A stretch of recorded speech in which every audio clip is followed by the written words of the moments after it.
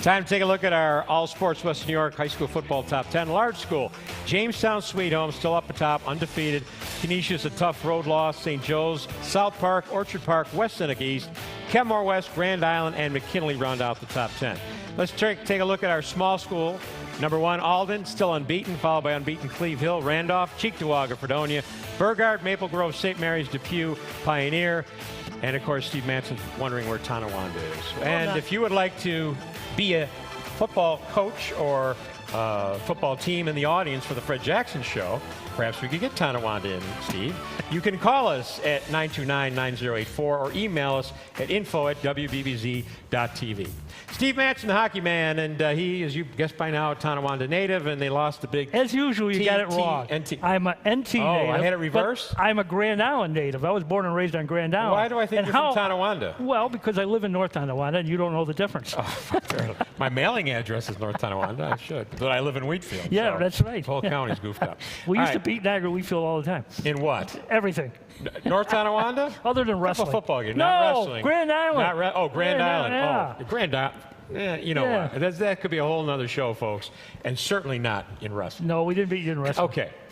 Buffalo Sabres. So we're talking about this mess down at the First Niagara Center. They have the second worst record in the league, right? Mm-hmm. Philadelphia is only the worst team. Yeah, and the Sabres have played more games. Right. So technically maybe they're worse.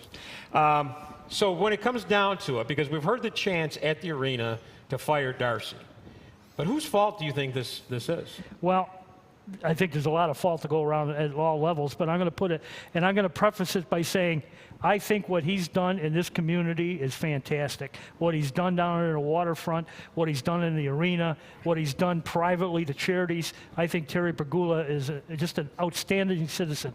But I put the entire blame of what's happened down there on him, because when the buck stops, where does it stop? It stops on his desk. He's allowed this to happen. Look where this hockey club was when he bought it. They were just a few players, away from, Right. They should have beaten the Flyers that year in the first round. And they were 1 or 2 players away from making a serious run. And maybe during the offseason, if they, done the tweaking and everything we expected. But this thing has gone downhill since then. Well, why? Why do you think they bailed on signing free agents? Because that was the talk the first year. We've got the money. It's hockey heaven. We want to make this as the destination point for anybody, any free agent. Why do you think they bailed on that strategy? Well, first of all, they weren't able to get the big ones there when they wanted Mike Richards, and they couldn't get him. And they ended up with Ville Leno, who is a very good hockey player, except he can't stay out of the injured list. And he's hurt again. And I think they kind of got burned a little bit. But all this talk about how you build it through the draft. Well, in my opinion, my small opinion, you don't just build it through the draft. You build it through the draft. You build it through trades. You build it through free agency.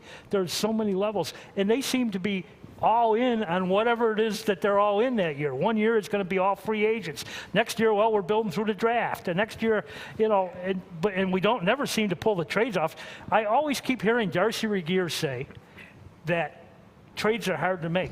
Well, we're almost out of time, so I want to throw this at you real quick, because there's kind of a scuttlebutt on the street. I want to bounce it off you. They brought in John Como from the First Niagara. He's going to run the new building. Have you heard anything about him ultimately running the entire team? No, I haven't. It would, he's certainly qualified at that level, but I haven't heard, because this organization is so tight in information.